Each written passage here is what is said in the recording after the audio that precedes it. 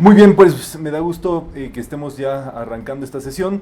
Vamos a iniciar con este estudio de enseñanza primordial en lo concerniente a los estudios del ser. Los estudios del ser son lo más importante que se nos da oportunidad de estudiar en esta era, en este tiempo.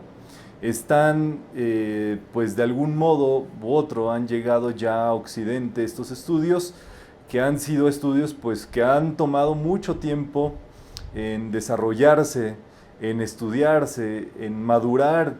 Eso fue en Oriente, específicamente en India. Y a través del tiempo, pues esos estudios solamente estaban para algunas personas considerados como iniciados, personas adelantadas y demás. Pero la realidad es que en este tiempo estos estudios están abriendo la posibilidad de que toda persona pueda tenerlos. Toda persona, digámoslo así, seria, que quiera de verdad dedicarse a ellos y demás, y que pueda adentrarse en ellos. Y esto es justamente la posibilidad que se nos da con este texto que se llama Conciencia de sí mismo, que es una obra original de Rubén Cedeño, donde nos enseña los principios de la vida vista como el ser. Nosotros gozamos de esa vida antes de todo lo que podemos nosotros ver a nuestro alrededor, en nuestros pensamientos, en nuestros sentimientos, en nuestra personalidad, en los nombres que tenemos y demás. Por detrás de todo eso está la vida, está el centro. Ese centro, llamémosle el ser. Es algo que no porque se le tiene que dar un nombre, por supuesto, es la mónada, la causa vital, la causa original de vida, de donde procedemos todos. Pero de algún otro modo nosotros tenemos que desarrollarla en nuestra vida, como, por supuesto, por medio de la concentración, por medio de meditar en él, de reflexionar, así como lo estamos haciendo en cada sesión, y a través de las meditaciones en las cuales pues nos ponemos todas las mañanas a meditar simplemente en el ser. Todo el tiempo meditando en ese ser. Tú puedes visualizarlo a la altura de tu entrecejo, esa lámina del ser, de la presencia yo soy, donde el alma o el ser central, el centro, se encuentra allí a la altura de tu entrecejo. Es allí donde radica ese punto de conexión, y eso con el paso del tiempo y de sostener y de sostener y de sostener y de sostener, obviamente se va trabajando y se van abriendo portales mentales, justamente para adentrarnos dentro del universo, de la universalidad de la vida, de la conciencia abarcante del ser supremo. Nosotros tenemos un ser interior, pero ese ser interior forma parte de un ser supremo. Entonces, poquito a poco lo vamos comprendiendo. Es por eso que, bueno, nos tenemos que dar cuenta de las cosas, y este estudio se ha vuelto tan sofisticado en India específicamente, que a raíz de ello justamente está toda, digámoslo así, toda la enseñanza del Sanatana Dharma, donde a cada una de estas fuerzas y energías de la vida se les caracteriza se les humaniza pues con maestros o seres de luz o seres superiores como Vishnu, Shiva, Brahma, Krishna, la madre Lakshmi, la madre Saraswati, la madre Kali y demás, pero que en sí representan fuerzas de la vida dentro del ser humano. Y eso es muy importante que nosotros lo observemos, porque bueno, a partir de eso es que nos vamos a dar cuenta que la vida es una sola, o sea, no existe la espiritualidad ni la materialidad. O sea, los estudios que ustedes están tomando aquí no son estudios espirituales, son estudios de la vida, y la vida es una, es unitiva, forma parte de todo absolutamente, y toda nuestra vida está enmarcada dentro de los estudios del ser. Entonces podemos leer lo que nos dice Rubén Cedeño. La espiritualidad no existe, tampoco la materialidad. Lo que existe es la totalidad de la vida, donde la materia es espíritu materializado y el espíritu es materia espiritualizada. Muy bien. ¿Qué es lo que ocurre? Bueno, Krishnamurti nos dice que esto es la tarea más importante que podemos desarrollar en nuestra vida. Sumamente interesante, pues viniendo de Jiddu Krishnamurti, que es uno de los grandes exponentes del ser. Justamente es lo que vamos a ver el día de hoy, a los máximos exponentes de la conciencia de sí mismo. Dentro de todo esto, bueno, debemos de saber que hay 3 estados de vigilia de conciencia, y están los estados de conciencia, supraconciencia, y uno que no es consciente, es las capas, donde se vive dormido, en adormecimiento, en litigio, en el plano de la lucha que llamamos, y justamente a través de eso pues no se puede adelantar mucho que digamos en la vida. Muy bien, estos maestros del ser han dominado su propia vida, se han vuelto maestros de sí mismos. Es por eso que adquieren el nombre de maestros, por eso para estos estudios interiores no se le puede nombrar maestro a nadie, porque no sabemos qué tanto dominio ese ser tenga, y por eso siempre se denomina facilitador, facilitador de la enseñanza. ¿Qué es eso? Que es como un dedito que apunta hacia dónde hay que ir, hacia dónde hay que ver, hacia dónde hay que mirar, pero en realidad pues ninguno de los facilitadores es considerado maestro justamente por ello, porque se va en contra de todos los principios del ser. Ya lo vamos a tratar a profundidad el día de hoy. Muy bien, estos maestros han dado la enseñanza de cómo realizar el ser que se expone en su instrucción y en su vida. No se saben cuántos han realizado el ser, pero han habido personas que le han expuesto con claridad y contundencia. Jesús era un maestro del ser. Él utilizaba incluso decretos y él decía: yo soy la resurrección y la vida, yo soy el camino, la verdad y la vida, decretando la realidad del ser, la verdad del ser. Él se refería a ese poder de la vida dentro de él, y gracias a ello hacía magia. Levantaba muertos, sanaba a ciegos, hacía muchísimas cosas, y más que magia, pues era la fuerza natural de la vida trabajando a través de él. Entonces, él fue uno de los exponentes visibles, digamos, que obró físico y trabajitos tangibles y visibles y que quedaron redactados en esos tiempos. Pero antes que él han habido muchísimos maestros del ser, maestros de sí mismos, pero no eran públicos. Recuerden que esta enseñanza no era pública. Jesús es el primer hombre que trae esa realización, que trae aparte el conocimiento y que lo hace práctica y que hace obras, pues. Por un proyecto, digamos, vital que existe dentro de ello. Entonces, bueno, esto es muy importante para saberlo. Como el ser, cómo llegar a ser, cómo conectarnos con ese ser, cómo realizar nuestro ser. Gautama y Krishnamurti expusieron cómo se es y cómo se vive cuando se realiza la conciencia de sí mismo. 2 exponentes. Después, el conde de Saint Germain, él nos enseña lo que el ser es capaz de realizar en cada uno de nosotros, y Ramana Maharshi nos enseña cómo desenvolver la conciencia del ser. Entonces podemos tomar este compendio de instrucción para empezarnos a ilustrar un poquito acerca de ello, pero en los inicios prácticamente de las escrituras, estaba allí justamente Moisés.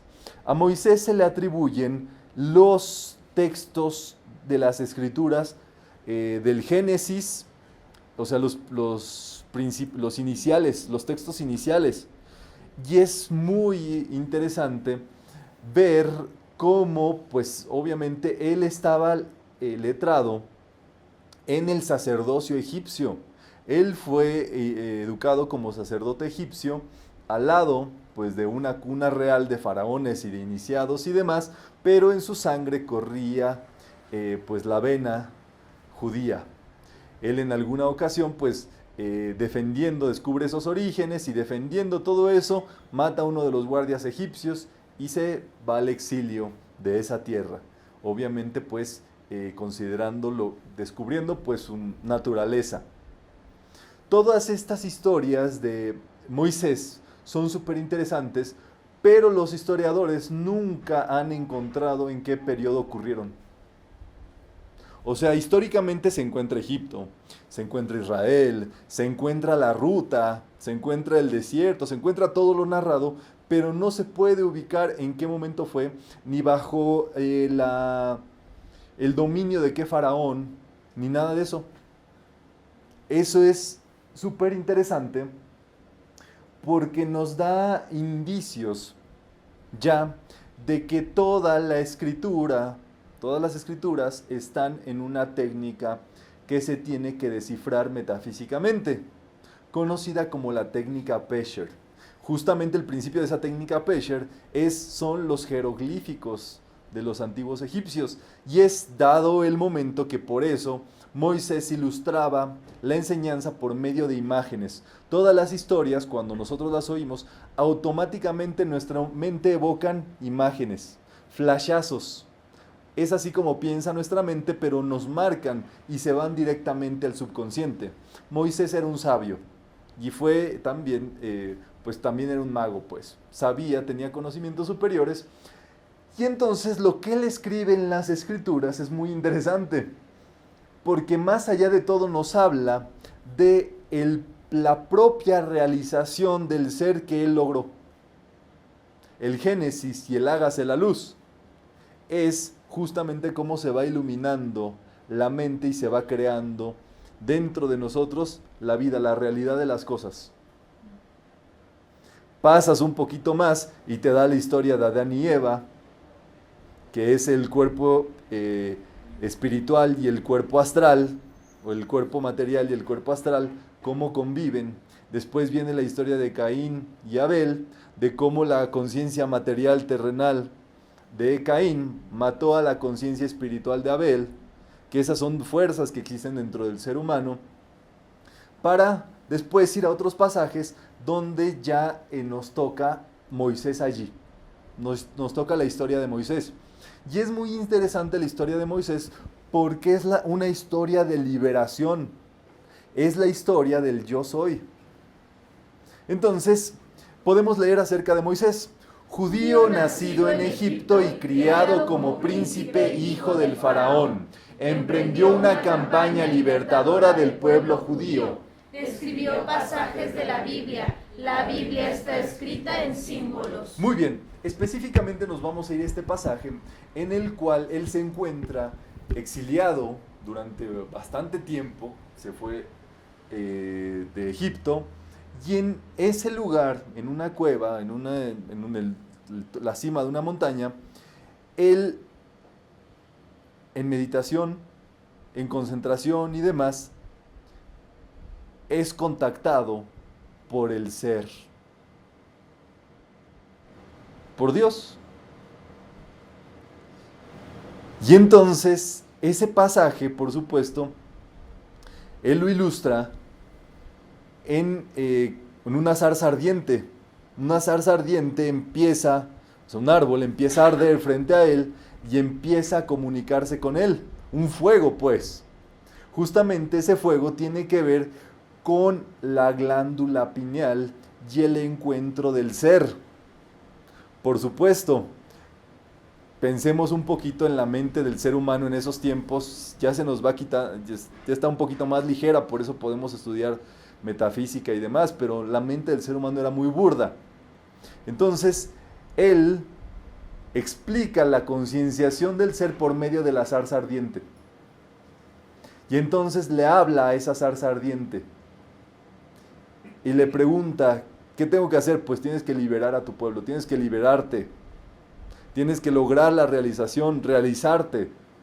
¿Y cómo te llamas? ¿Quién me manda a hacer eso? El ser. ¿Cómo te llamas? Yo soy el que soy. Yo soy el que es. ¿Quién eres? El que es. El ser. En contacto con Moisés. Es una conversación, por supuesto. Pero esa es la conversación justamente que puede ocurrir dentro de la concienciación del ser. Por supuesto, ¿qué es lo que nos explica después el pasaje? Pues que gracias a esa conciencia y a ese mensaje, él pudo liberar al pueblo.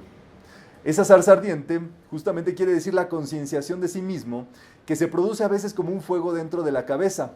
No le revela ninguna identidad como un Dios determinado. Simplemente le dice, Yo soy lo que yo soy. Yo soy, que es Yahvé, que es justamente, está ilustrado con las letras del tetragramatón, que es el Yod-He Bauk-He. Y eso es justamente lo que nosotros ilustramos como Yahvé o Jehová, que es el yo soy lo que yo soy. Por eso, obviamente, el nombre para los judíos es sagrado. Ese nombre no lo puede tocar nadie. Pero eso de que no lo puede tocar nadie es literal y metafórico. Donde en realidad por decir yo soy puede que no tengas la conciencia del ser. Pero esos son como tirones. Así nos enseña la enseñanza del maestro Saint Germain, es darle tirones a la conciencia, utilizando el poder del yo soy, para poder tejer como ese hilo, ese puente conductor entre nuestra conciencia superior y lo que tomamos como real acá. Entonces, eso es sumamente interesante y es la razón por la cual ellos no pronuncian o las sílabas, las letras originales no las pronuncian y por eso crearon un nombre aparte como Adonai para poder retratar este nombre sagrado. Y por eso tienen prohibido decirlo, porque dicen que no puede tocar ese nombre cualquier persona. Pero eso que dicen que no puede tocar es que no puede llegar, ¿me entienden? O sea, hay gente que por más que quiera no puede llegar a eso. Como que tienen una banda que no les deja entrar a esos dominios del ser. Entonces, es para meditarlo un poquillo. Justamente, pues el ser, Él es, y es el llamado yo soy. No hay dudas de que la conciencia del ser universal llamado Dios se define como el ser en absoluto diciendo yo soy. Por supuesto, es el nombre del ser realizado, logrado.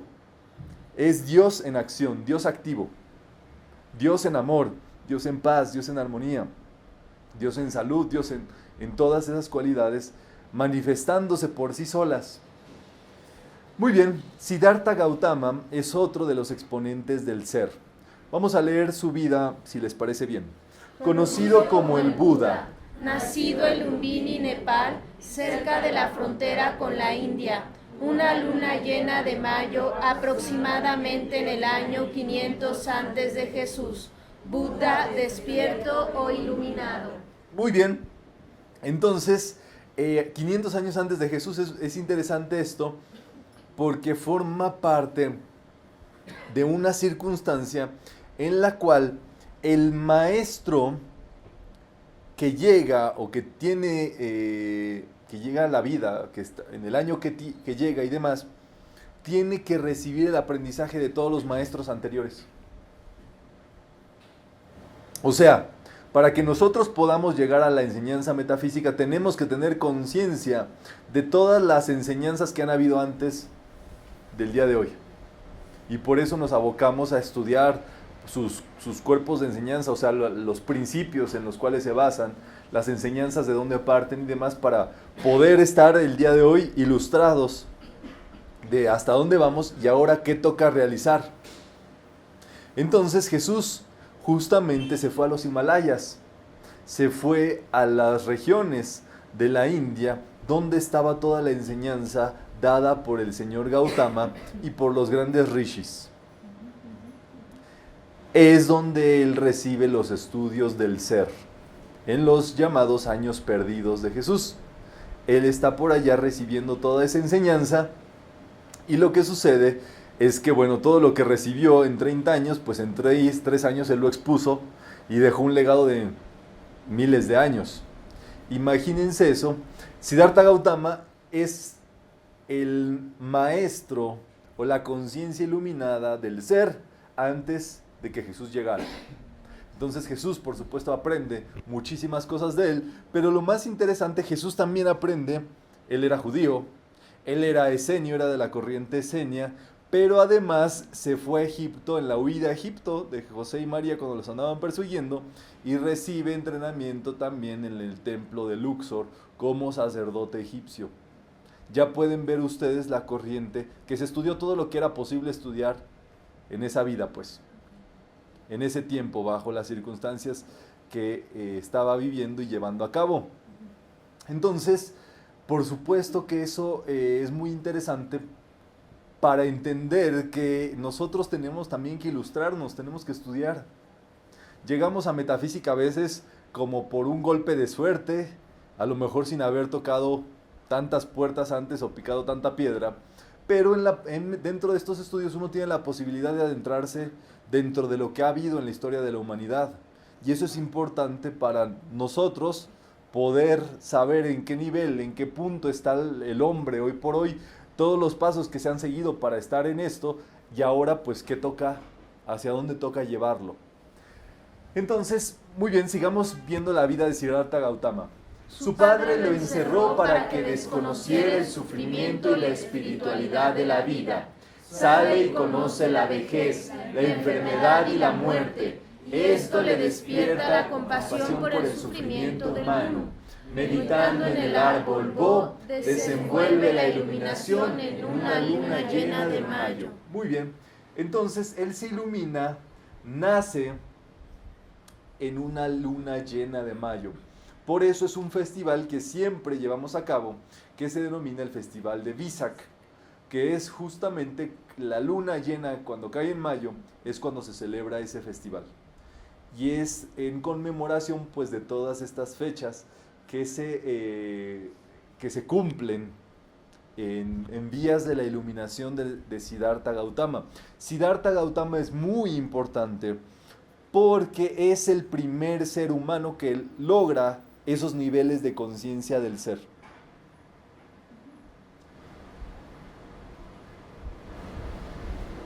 El primer ser humano que se libera a sí mismo. Ser humano nacido, crecido, comido de la tierra. La primer conciencia del ser humano acá. Recuerden que han habido muchos maestros, pero usualmente esas conciencias a veces provenían de otros rincones del espacio. Pero Siddhartha Gautama es el primer aquí, o sea, es la prueba de que todos podemos. Como seres humanos, pues. O sea, de que no hay ningún ser humano que esté desvalido lo suficiente como para no poder lograr algo superior. Entonces, es muy importante esto y da las enseñanzas superiores dentro de los sutras. Así da el sutra del corazón, el sutra del diamante expone las 4 nobles verdades y el octuple noble sendero, que son las 8 causas de la felicidad, que esos usualmente las estudiamos cuando viene el festival de Visak, pero hay un librito por allí que dice 8 pasos del señor Gautama, donde está súper resumido esos pasos o esas enseñanzas que él brinda. Por supuesto, hay que concentrarnos muy bien. Hay gente que uno ve budas por allí y la gente pues están de moda de pronto, ¿verdad? Y la gente los pone ahí por moda a veces. Pero cuando ustedes vean un Buda, ustedes tienen que ver que la cara del budita les dé paz. Porque hay luego unos así trompudos o con ojos así salidos y todo eso, y eso no te da paz, te altera. Pero lo más importante es el puntito en el entrecejo. Ese es como el arcángel Miguel que compras la figurita y no trae demonio abajo, tíralo a la basura, no sirve. Si compras un Buda y no tiene su lunarcito aquí en la frente, es que no es el mero mero. No tanto así, pero lo que quiero decirles es que ese lugar está instruido específicamente para que allí nosotros nos concentremos. Nosotros meditemos en ese punto a la altura de nuestro entrecejo. Es donde tenemos que concentrarnos. Es allí donde nosotros vamos a penetrar dentro de las capas del ser. Y por eso a veces uno requiere cerrar los ojos para concentrarse y adentrar y adentrar y adentrar dentro de ese centro, porque por medio de ese punto es que sale esa conciencia. Dice, el punto en el entrecejo de Gautama indica el lugar donde hay que concentrarse, meditar y contemplar el ser en sí mismo. ¿Vamos bien hasta acá? Sí. Ok. Krishnamurti.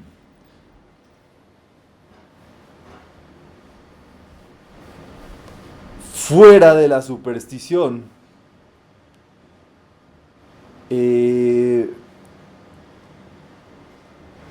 estos estudios muchas veces se han sostenido por la superstición, por la tradición. Las acciones de estos hombres realizados y demás dan origen a leyendas, a mitos, a historias, a parábolas y demás, que con el paso del tiempo se van volviendo legendarias, y ese mito o ese rito que alguna vez practicó alguien se vuelve un mito, y entonces se vuelve una cuestión de adoración. Cuando lo que en verdad ellos trabajaron no era que se adorara a sus personas, sino que se descubriera la realización, ¿me entienden? Ninguno de los maestros del ser han dicho, pues yo vine para que me adoren. En ninguna escritura, al contrario, cuando les tiraban la piedra así, ellos decían, no, es el Padre el que hace las obras, yo no hago nada. Es de allá arriba que viene todo. Y entonces ocurre donde hay una leyenda dentro de los estudios espirituales, místicos, esotéricos, de que hay un nuevo Salvador en la tierra y que va a nacer en India dentro, digamos así, por el abrazo de la sociedad teosófica, una sociedad apoyada por maestros del ser. Entonces, así es como surge un pequeño niño en las playas de India, que es denominado que va a ser como un salvador del mundo. Imagínense ustedes, si ese es Krishnamurti. Vamos a leer su vida un poquillo. Nació en Andhra Pradesh, en India, el 12 de mayo de 1895. Fue adoptado para su educación por los escritores y espiritualistas Annie Besant y Lead Beater. En 1929 se libera de todas las organizaciones que lo respaldaban y se proclama no pertenecer a ninguna tendencia filosófica ni religiosa. O sea, él estaba chiquitito. Y entonces lo adoptan Lead Beater, que está allá en la imagen de la derecha, y le da todos los estudios superiores. Es más, lo conectan con los maestros del ser, con el maestro Kuthumi. El maestro El Moria también estaba a cargo de esa organización en 1800 en India, que era donde estaba su sede. Y lo que sucede es que él es criado dentro de esa fórmula, de esos estudios superiores. Leadbeater era un famoso claro vidente. Y cuenta la historia que en algún momento él salió a la playa muy de temprano, y en la playa venía caminando Krishnamurti, chiquitillo y todo esto, pero Leadbeater cuenta que cuando vio a este niño, lo que se dio cuenta es que su aura o su campo electromagnético era tan grande que abarcaba todo el planeta Tierra. O sea que tenía una conciencia que abarcaba todo esto, y por supuesto, con base en eso se teje una leyenda muy grande, ¿me entienden? Y entonces así crece, pero ¿se acuerdan en qué año nació? 1895.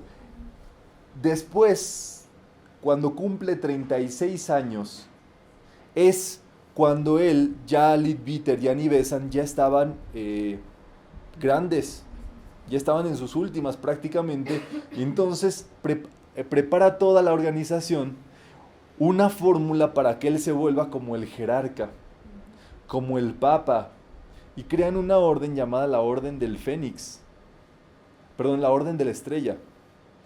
La del Fénix es de Harry Potter. La Orden de la Estrella. Y entonces dicen que va a ser Krishnamurti va a ser el eje, el papa o el jerarca de esa orden. Aquí en esta foto está Krishnamurti con Annie Besant, ya muy grande Annie Besant. Pero entonces preparan como la entronización de Krishnamurti para esa fecha, y él que se vuelve el líder, el jefe y todo esto, Y entonces, en esa reunión, la primera reunión de la Orden de la Estrella, ya se imaginarán, pompa y circunstancia, todo el asunto para que él sea el jefe y demás, él habla cuando le ceden la palabra y cuando lo entronizan o lo que haya sucedido allí. Entonces dice, bueno, aprovecho que los tengo aquí todos reunidos, que están formulando todo esto para mí, que todo esto, y mi primer decisión como jefe de la Orden de la Estrella es que yo la desintegro. Y yo termino con todo esto, ya, para luego es tarde. Y es donde justamente viene esta enseñanza tan grande, donde él explica que la tierra o la vida es una vida sin senderos, que el sendero no existe, que el sendero para llegar a Dios no existe. Y eso es fortísimo. O sea, imagínate la gente devota y demás y dice, ahora sí, este es el bueno, este es mi gallo. Lo ponen ahí y le dicen, bueno, yo les quiero decir que yo no quiero nada de esto, les desintegro su changarro y aparte no hay camino para llegar a Dios. Tómenla. Es fortísimo. Ustedes ya porque están aquí felices, contentos estudiando metafísica. Pero si alguien de pronto, tú quieres llegar a Dios y alguien te dice, no, no puedes llegar a Dios. No hay caminos para llegar a Dios. Te desilusiona completamente. Es una desilusión muy fuerte. Que hay que meditar, que hay que reflexionar. Espero que nunca le suceda. Pero si le sucede, para eso hay maestros que ayudan a los desilusionados. Y demás, ¿verdad? Pero lo que sucede es que a partir de ese momento, él comienza con bastante seriedad a brindar y a impartir todos los estudios del ser. Él no se basa en ninguna superstición, en ningún dios, en ningún maestro, en ninguna escritura.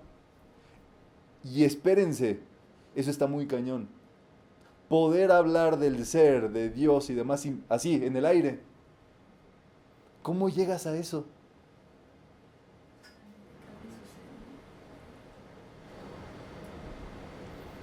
Ya van viendo un poquito la importancia de Krishnamurti para la enseñanza del presente. Eso es sumamente interesante que lo reflexionemos y siempre estamos buscando porque haya cursos donde se enseñe la vida de Krishnamurti, enseñanzas de Krishnamurti. El curso de primera iniciación también es prácticamente una enseñanza dada por Krishnamurti. Entonces, eso es sumamente interesante para que cuando vean esa oportunidad, pues se aproveche. Sí. De hecho, él decía que por qué buscar fuera lo que tienes dentro. Sí, sí, hay que meditarlo muchísimo a Krishnamurti, o sea, no acabamos. Anécdotas. Él era ustedes vieron su imagen, es una persona bastante, ¿cómo decirlo? Bella, o sea, reluciente, pues. Y en alguna ocasión, esta marca, pues finas, que se llama Giorgio Armani, lo buscó como modelo para promocionar sus trajes y demás. Y él se negó, por supuesto. Pero imagínense, él se codeaba con toda la élite que existía en ese momento, pues en la tierra, con artistas, cantantes, políticos. Lo iban a visitar a su sede de Ojai en el Valle de Ojai en California, lo cual a partir de toda la enseñanza que él dio se conformó una escuela, programas de estudios donde ellos se enfocan principalmente en menores. Entonces desde niñitos los ponen allí a los estudios del ser. Eso es justamente, ya van viendo, pues es el principio. Esta es una foto de Rubén Cedeño del Pimientero, allí en el Valle de Ojai en California. ¿Por qué sucede? Que Krishnamurti, meditando, concienciando y dándose cuenta de esto, igualmente sucede que en un árbol se ilumina. Lo mismo que Moisés en una zarza, lo mismo que Gautama en el árbol Bodhi, ¿qué sucede entonces con los árboles? No los voy a mandar a abrazar árboles porque yo no soy de la idea de ir a hacer abrazárboles, pero esto es muy interesante, ¿verdad? Los árboles, por eso se explica el árbol de la vida, ¿verdad? O sea, los árboles son la representación de la vida. Y esos árboles pues han vuelto icónicos debido pues a la claridad que han tenido los seres respecto a esto. ¿Me puedes pasar el libro de Conciencia de sí mismo? Podemos leer todos juntos. En el valle de Ojai tuvo la vivencia trascendental debajo de un pimientero en que su conciencia se expandió hacia la totalidad de la vida, la existencia del ser y se clarifica internamente. Esto es trascendente, pero no es misterioso ni sobrenatural, sino completamente y absolutamente natural. Muy bien. Aquí en el texto viene justamente la descripción, que es como pues bastantes palabras que ha dicho Krishnamurti, se ha vuelto trascendental.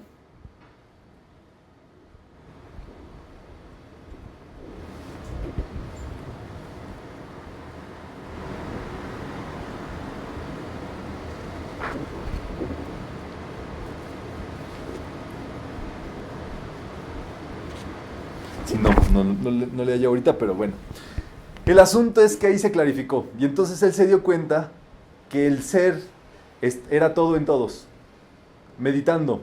Había un hombre haciendo una reparación en una calle aledaña con ¿cómo se llaman estas?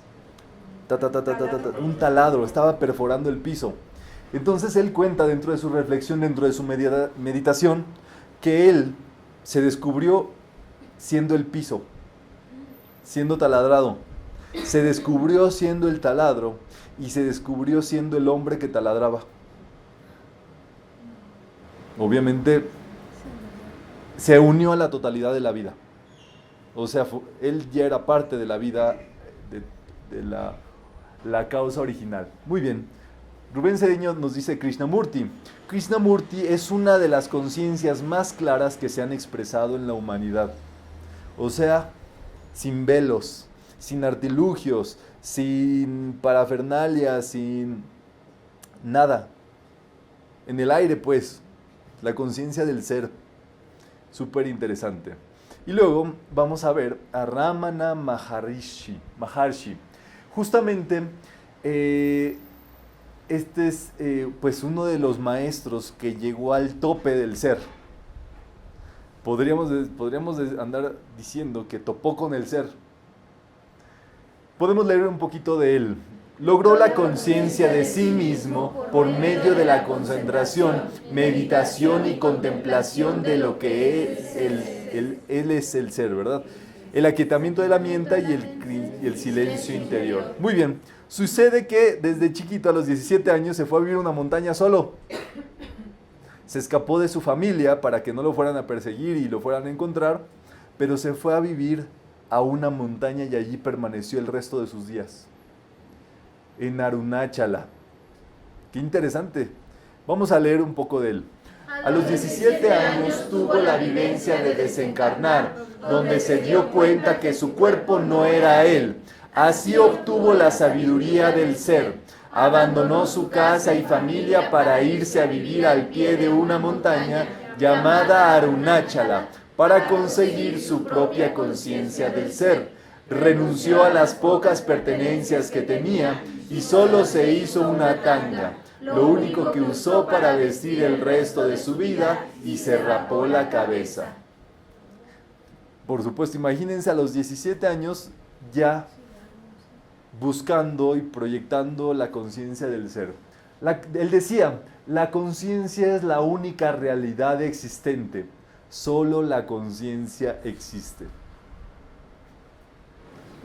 Y Rubén Cedeño nos dice sobre Ramana Maharshi.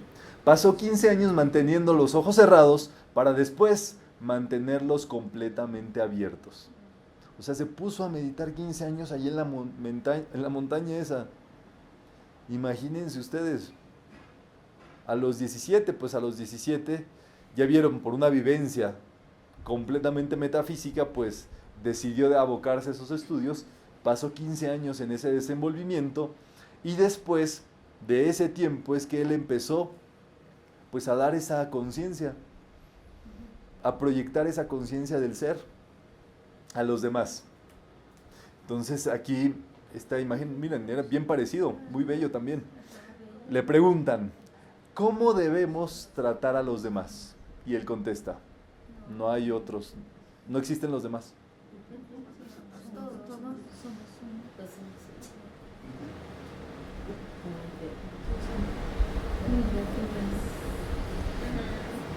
Ya se imaginarán. Maestro, ¿cómo debemos tratar a los demás? No, no existen los demás.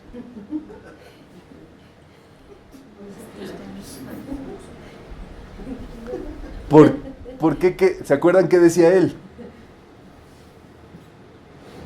La conciencia es la única realidad existente. Solo la conciencia existe.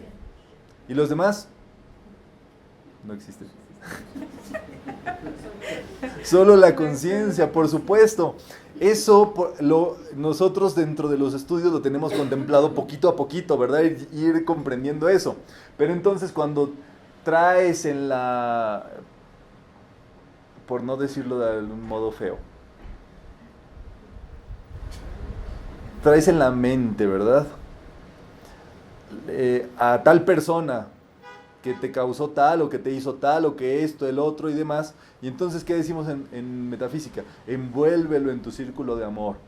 Dile, te doy mi amor y mi perdón para bendecirte y prosperarte. Y ese trabajito tú lo empiezas a realizar en tu mente, en tu propia conciencia, porque eso que tú crees que esa persona te está haciendo daño, te hace cosas, o tú a sí mismo y demás, es nuestra mente. Es la conciencia. En ese caso es inconsciencia, por supuesto. La que cree que te van a hacer daño, la que no se puede, la que esto, la que el otro y demás. Y entonces, con base al trabajito que uno va haciendo del perdón, de la transmutación, de la liberación y demás, es que uno empieza a purificar eso que uno pues tiene ilusionado. Uno cree cosas, uno se hace inventos mentales. No me acuerdo. Sí, esto para que no les llegue a pasar nunca en la vida. Un estudiante llegó por primera vez a su charla de metafísica. Y pues yo ni en cuenta, o sea, la verdad sí me acuerdo de algunas caras, pero hay caras como que de pronto pues ves o no ves y demás. Y entonces la estudiante al final de la sesión se acercó y dijo, ¡ay, somos nuevas! Así fue lo primero, ¿no? Somos nuevas. Y nos sentíamos medio raras porque sentíamos que todo el mundo nos veía raro, que éramos las nuevas. Pues yo me quedé así también, pues un poquito risueño también por lo que estaban diciendo, porque se daban mucha importancia, ¿no? Por ser nuevas y demás. Pero le dije, mija, en esta sesión había como 20 nuevos. No, yo no conozco a nadie, a lo mejor por eso te veían así. Si acaso yo soy el nuevo, ¿no? Le dije, todo eso es pura idea mental. Y es así, pensemos nosotros cuántas veces nos hacemos tejidos. Y por si queda la duda, aquí no nos importa quién es nuevo, quién es viejo, ni nada de eso. Eso aquí a todo el que llega es como la primera vez. Y a todos les toca por igual, ¿verdad? Entonces, ese es el asunto tan interesante de que nosotros, si alguien te cae mal, es tu conciencia la que está trabajando algo en lo que todavía no puedes, necesitas más claridad, necesitas más transmutación. Por eso utilizamos el fuego igualmente para develar eso, para empezarlo a conseguir, pues. Y entonces, bueno, va siendo un trabajo que uno casi que a diario se te pone una prueba de la conciencia para que la desenvuelvas, para que la trabajes y demás. Entonces, veamos todo eso, ¿verdad? Muy bien. Ramana Maharshi desarrolló la enseñanza silente. ¿Qué es enseñar?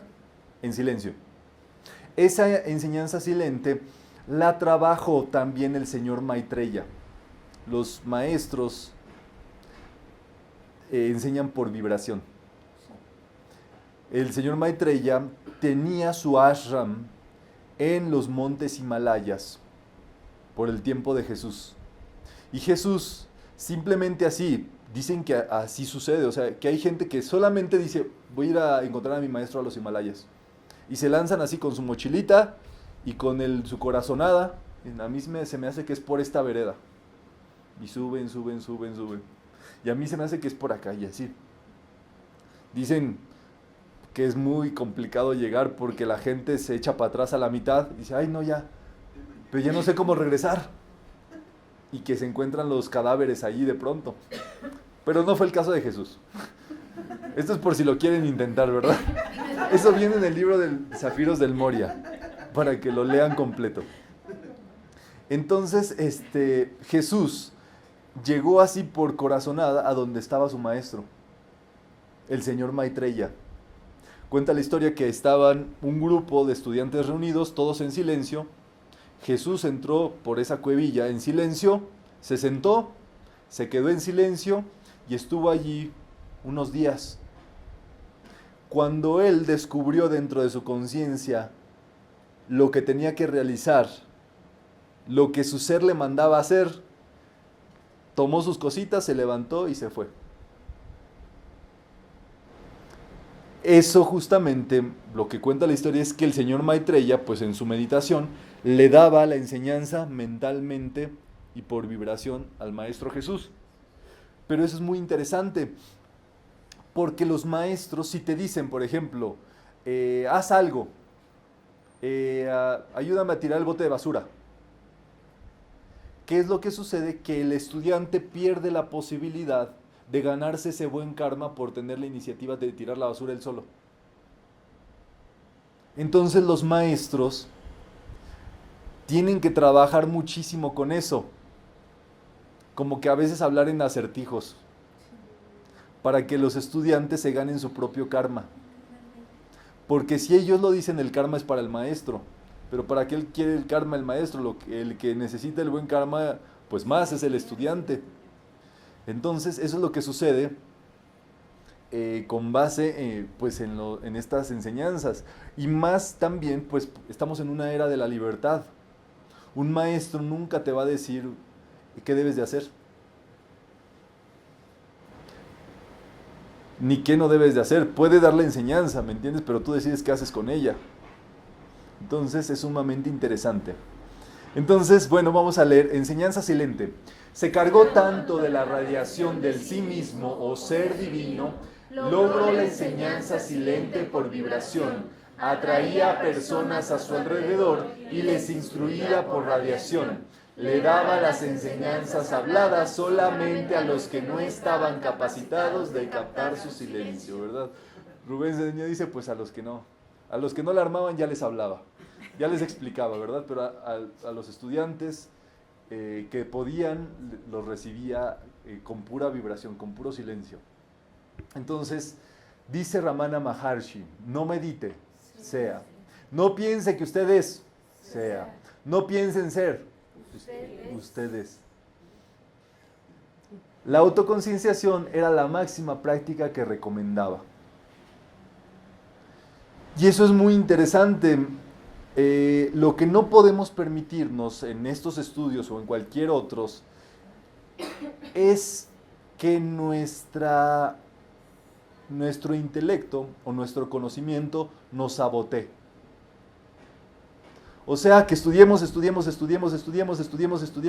como les pasa a algunas personas, y de pronto dicen, sí, porque dice tal maestro tal cosa, y saben todo lo que dicen los maestros, pero no hacen nada de lo que dicen, saber de los que dicen los maestros. Entonces, eso no nos lo podemos permitir. Una información que no la utilizamos se atora mentalmente, te genera así como una bola mental, un tumor mental, en el cuerpo mental. Si tú no sabes cómo utilizar esa información, se queda ahí atorada. Es por eso que siempre les decimos que si se acerca la vecina a contarles los chismes de toda la colonia y demás, eso, si tú no puedes hacer algo para ayudar, para trabajar, para practicar, etc., eso se te queda atorado como un tumor mental en tu vida. Estarle allí recibiendo toda la vomitada que te echan, que te dice la gente de esto, del otro, de aquí, de allá. Entonces hay que ser muy cuidadosos en esto y que siempre, por ejemplo, recibimos la enseñanza hoy. Nos están cayendo 20, a lo mejor estamos dándonos cuenta de por dónde va el asunto y demás. Saliendo de aquí, uno tendría que dedicarse a hacer, practicar. Ya no meditar, ya no estudiar, ya estudiaste en la sesión y por eso estuviste atento. Saliendo de aquí tienes que hacer, practicar, ser. Obviamente, lo que está sucediendo con estos cursos, a todos los participantes de estos cursos, es que automáticamente el ser te pone en acción en tu canal de servicio, donde te toca realizarte. Ustedes tienen que observar eso, pero el ser no te deja tranquilo hasta que haces lo que tienes que hacer, hasta que te vuelves lo que tienes que ser. Entonces, bueno, si están aquí por curiosidad, aún así también les pasa, ¿verdad? Entonces, el método de Ramana Maharshi, hay que concienciarlo para practicarlo en casa. La primera pregunta es, ¿quién soy yo? ¿Quién soy yo? ¿Quién soy yo? Tú te vas a tomar tu tiempo en las mañanas y en las noches para meditar, ¿quién soy yo? Preguntarte, hacer la pregunta, porque automáticamente tu mente empieza a trabajar. Los signos de interrogación a tu mente automáticamente la ponen a trabajar. Y entonces, cuando le haces la pregunta más drástica de todas, y ese es el legado de Ramana Maharshi, hacer la pregunta más contundente y más clara, más concisa de todas. ¿Quién soy yo? Y repetirla dentro de nosotros. ¿Quién soy yo? ¿Quién soy yo? ¿Quién soy yo? Y por allí te van a salir personajes. Ay, tú el metafísico. Tú el estudiante. Tú el padre. Tú el hijo. Tú el profesionista. Tú el hermano. Y te van a salir esos personajes. Pero tú tienes que seguir preguntando, ¿quién soy yo? Pero así, ya se imaginarán cuántos personajes salen que hemos asumido. Entonces, ¿quién soy yo? ¿El cuerpo burdo? ¿Somos el cuerpo? No. ¿Los 5 órganos sensoriales? No. Eso no soy yo. ¿Los órganos de acción? Eso no soy yo. Yo no soy mis órganos, mis cuerpos. ¿La mente que piensa? Eso no soy yo. Tienen que decirlo. Tienen que hacer un ejercicio consciente, ¿me entienden? Porque aquí se quedan viendo como el chinito. Y esta sesión no es para que se vengan nada más a ver, es para que ustedes trabajen su conciencia. Es para que ustedes se pregunten y se respondan cosas. Porque esa es la técnica. Esa es la enseñanza, pues. Entonces repito, ¿verdad? ¿Quién soy yo? ¿El cuerpo burdo? No soy yo. ¿Los 5 órganos sensoriales? No soy yo. ¿Los órganos de acción? No soy yo. ¿La mente que piensa? No soy yo. No lo soy. Nada de eso, ¿verdad? Si nada de eso soy yo, entonces ¿quién soy yo? Y así hasta llegar al real. Y esto es sumamente interesante porque cada pregunta que hacemos va rompiendo capas. Se te rompe una capa con cada pregunta que haces. Obviamente no sabemos el chiclocentro, ¿verdad? Cuántas capas haya para llegar a él, como el de Chupa Chups, ¿verdad? El de la Tootsie Pop, el buito de la Tootsie Pop. Pero tú te tienes que meter a darle chupadas a eso, ¿verdad?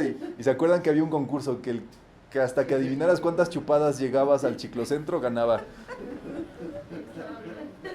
Bueno, pues algo así, pero con la conciencia. No se sabe cuántas preguntas tengas que hacer, cuántas chupadas tengas que dar para poder llegar al centro.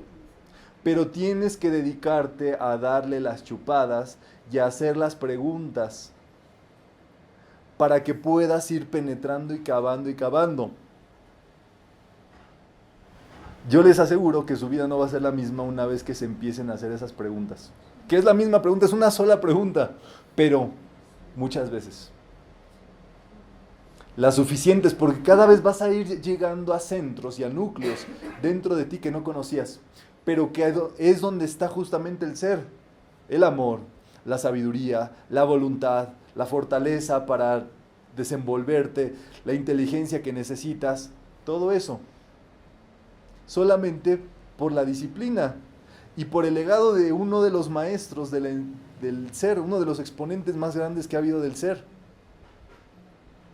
Él se desprendió de todos los artilugios, se quedó con una tanguita. Esa pregunta es para nosotros lo único.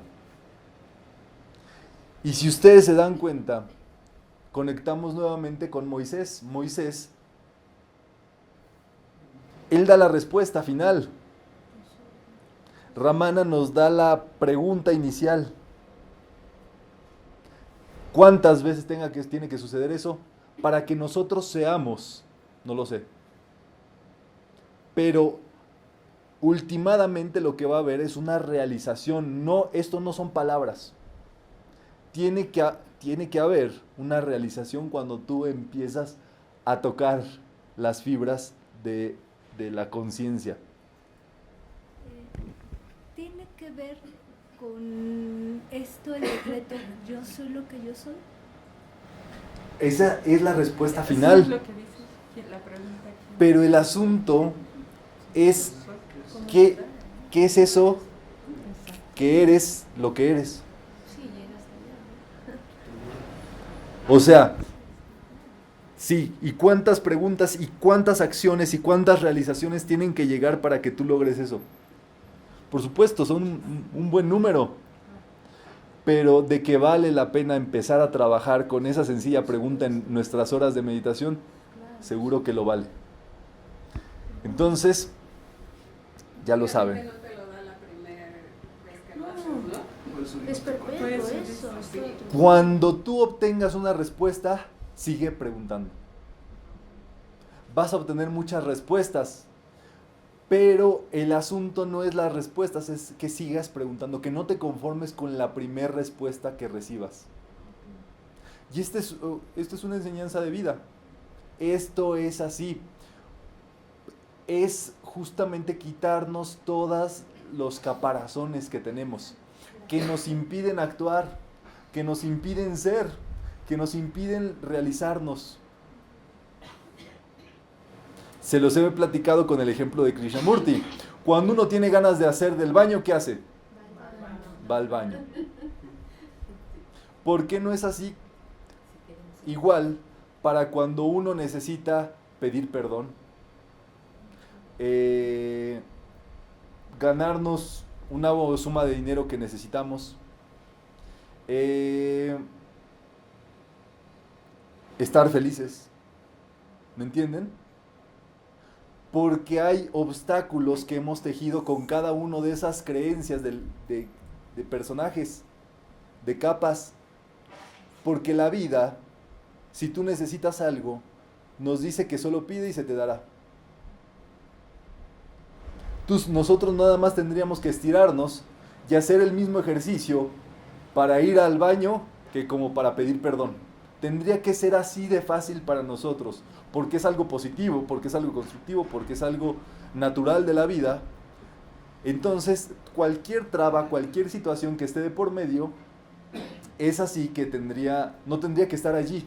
Y eso es causa de un sesgo de la personalidad.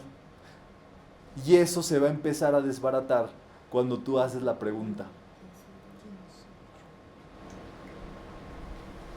Por eso la respuesta final es: yo soy el perdón. Yo no soy el que guarda rencor. Ese es una parte, un cascarón allí que estaba. Una tendencia, una idea, pero eso yo no soy. Pero uno tiene que hacer el trabajito, ¿me entienden? Uno tiene que empezar a trabajar con ello. Solo la conciencia que permanece, eso soy. Vamos a decretarlo todos. Solo la conciencia que permanece, eso soy. Solo la conciencia que permanece, eso soy. Solo la conciencia que permanece, eso soy. Saint-Germain. Nace el 26 de mayo de 1696, hijo del gran soberano de Transilvania, Rákóczi Ferenc II. Queriendo proteger a su hijo, Rákóczi Ferenc hace circular la noticia falsa de que había muerto y lo traslada a Florencia, Italia, muy pequeño, encomendándolo al cuidado de Gian Gastone de Medici, el último gran duque de Toscana y de los Medici. Por supuesto, esto da origen a una leyenda muy grande de que de pronto nace o aparece en las cortes de Francia, en toda la diplomacia y en los sitios reales, un misterioso hombre llamado el Conde de Saint-Germain. Un maestro que cuentan que en las mesas reales nunca comía, en las comidas nunca comía, que se la pasaba hablando. Si conocen gente que hace sobremesa y que se la pasa hablando y hablando y hablando, más o menos así, pero sin comer. Pero que hablaba, por ejemplo, de los tiempos de Jesús como si él hubiera estado allí. Se fue conectando gracias al mariscal Belle-Isle, un militar condecorado del ejército francés. El maestro, el conde de Saint-Germain, le practica una curación y entonces el mariscal lo contacta con Madame de Pompadour, que era una gran dama de ese tiempo, abocada a las artes, y la amante del rey Luis XV. Obviamente lo conecta después de que recibe todo esto dentro de una de las historias de Madame de Pompadour, está donde pues el maestro, el conde, llegaba con sus anillos, todo de oro y todas las piedras preciosas y todo, y entonces un día pues una de las damas de la corte le dijo: oye, qué bello anillo traes. El conde se lo quitó y se lo obsequió. Al día siguiente, a otra mesa, él llegó y traía repuesto el anillo que había obsequiado, igualito, idéntico. Entonces, por supuesto,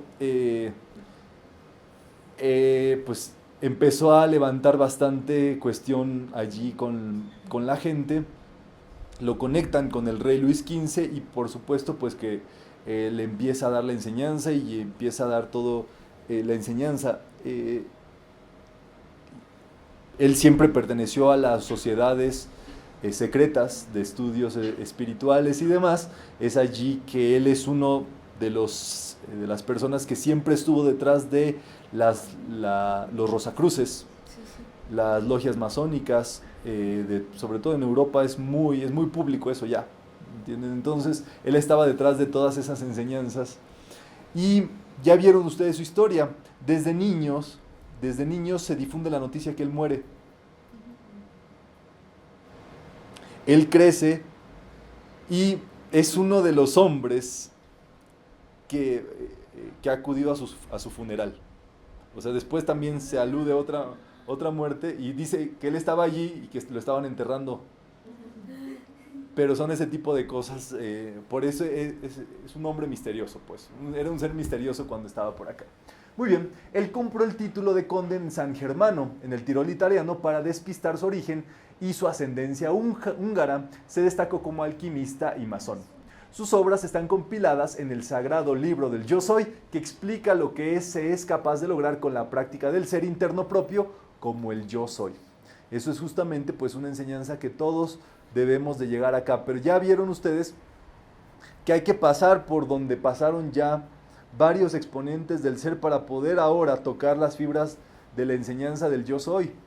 O sea, tiene su asuntillo, ¿me entienden? Por supuesto, cuando uno recibe por primera vez su primer libro del maestro Saint-Germain, del Yo Soy y demás, uno se pone feliz. Y uno dice: wow, estos conocimientos pues me dicen lo que tengo que practicar, los decretos, las afirmaciones con el Yo Soy. Y el maestro Saint-Germain es el que da la pauta para que uno empiece a decretar con el Yo Soy. Esos decretos que ya hacía Jesús en su tiempo y demás.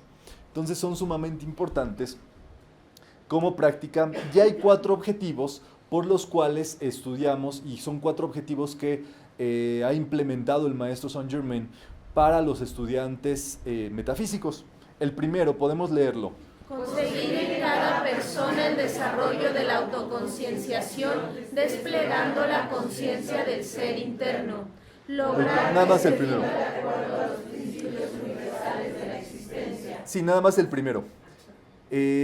Conseguir en cada persona el desarrollo de la autoconcienciación, desplegando la conciencia del ser interno. O sea, el trabajo de sí mismo. Ese es el primer objetivo del maestro Saint Germain, que nos conozcamos a nosotros mismos, que penetremos dentro de nosotros mismos para poder llegar a ese descubrimiento del ser.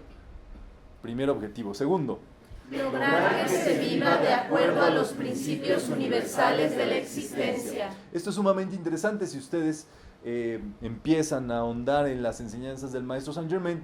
Sucede que él te explica todo y te lo explica muy bien y dice, pero te lo dice muy amable, muy amoroso. Uno a lo mejor no pensaría que está hablando de los principios universales en ocasiones, pero él te dice, amado amigo, yo te digo que sería peor criticar a alguien que prenderte una dinamita y explotar.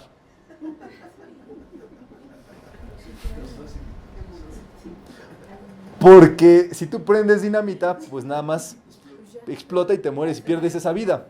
Pero la crítica que tú le has hecho a algún hermano, a alguna persona, viene encarnación y encarnación y encarnación tras de ti. La ley de causa y efecto. Es muy ilustrativo, ¿verdad? Su enseñanza es muy sencilla, muy clara, y porque es lo que necesita el ser humano para estos tiempos. Entonces, son los principios universales. Número 3. Hacer desenvolver los aspectos de la totalidad de la vida. Eso es justamente lo que estudiamos como los 7 rayos, como las 7 virtudes divinas, como las cualidades superiores que tiene que abocarse a desarrollar el hombre, y por eso meditamos, decretamos y practicamos todas las cualidades de los rayos para ese desenvolvimiento. Es en esta era en la cual se tiene que desplegar todo ese conocimiento interior y hacerlo expreso. Y número 4. Comunicar este propósito a quien lo busque y se conviertan en factores multiplicadores de esta información. Esto es muy bello. El maestro Saint Germain en todos sus escritos comenta que él agradecerá la ayuda de todas aquellas personas que den este conocimiento del ser, que den los textos, que den los estudios, que impartan las sesiones, que comuniquen por todo sitio las enseñanzas que él brinda. Entonces, si a uno le gusta la enseñanza del maestro Saint Germain y convive con ella y nada más porque sí, pues te cae bien el Saint Germain y ya, pues, y te has beneficiado muchas veces de ellas, toca pues retribuir algo, ¿verdad? Y esto es compartirlo con las demás personas en el nivel en el que podamos hacerlo.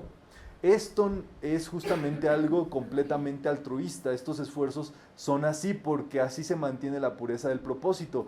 Pero hay estudiantes que, por ejemplo, dan charlas, pero hay otros que se dedican y dicen, ¿sabes qué? Yo apoyo en la decoración, yo apoyo en el traslado de materiales para los estudiantes, yo apoyo en esto para expandir, en la publicidad, y así. O sea, cada quien en la posibilidad que tiene y demás. No todas las personas se tienen que parar al frente a hablar de eso. Hay modos de hacerlo, hay formas de que eso se expanda. Y ese es justamente uno de los motivos por los cuales estamos acá. Que más personas pues puedan tener este conocimiento y esta información de la manera más precisa y clara como debe de ser. ¿Dudas de lo que acabamos de estudiar? Todo eso está basado en Conciencia de sí mismo, la enseñanza primordial de Rubén Cedeño, editorial Kenichahan México, 2017, y sobre la educación de Jiddu Krishnamurti en editorial Kairos, España, 2009.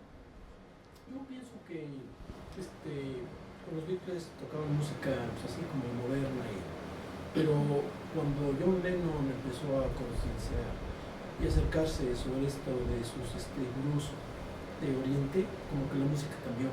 Entonces ya escribió Sweet Lord y tuvo una buena cadena de más escritores que fue en el movimiento hippie, el movimiento de amor y paz, y como que a partir de ahí hubo una conciencia un poco de más, de amor, de paz, de todo esto. Cambió porque ya no fue esa música estridente, sino que fue una música más de amor hacia las personas. Sí. La era de Acuario entró con los hippies y la música que se hacía antes de los Beatles se transformó completamente. Fue otra a raíz de las armonías que ellos implementaron allí. Ellos, obviamente, el contacto que tuvieron con su gurú en India y demás, y la meditación trascendental que practicaban y todo eso, obviamente los conectó a otros niveles de conciencia.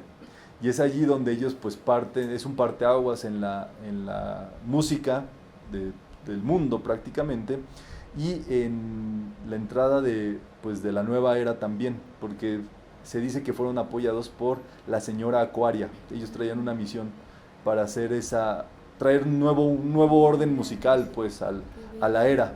Y por eso es prácticamente que pues a muchos se nos graba esa música, y la música se transformó completamente debido a ellos.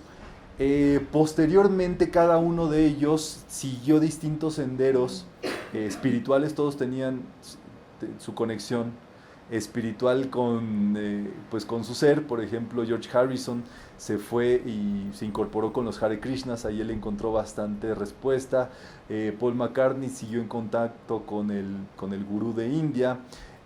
John Lennon pues participaba de bastante contacto con diversos maestros, pero por los años 70 él tuvo reunión con Jiddu Krishnamurti.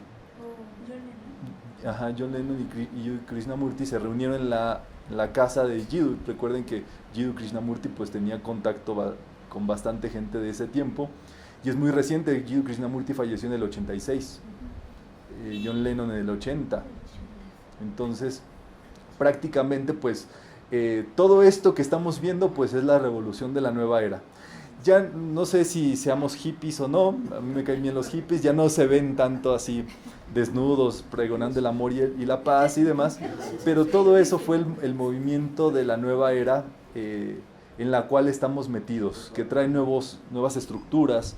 Estos estudios interiores son importantísimos para la nueva era, y dado ello, pues mucho de la vida y los avances, y me podría aquí seguir hablando de cómo llegamos aquí. Steve Jobs participaba de eso, y muchísimos han sido parte de estos estudios, y bueno, es la razón por la cual estamos reunidos, ¿vale? Sí. Cerramos la sesión del día de hoy desde Ciudad de México para realizar la práctica de la donación.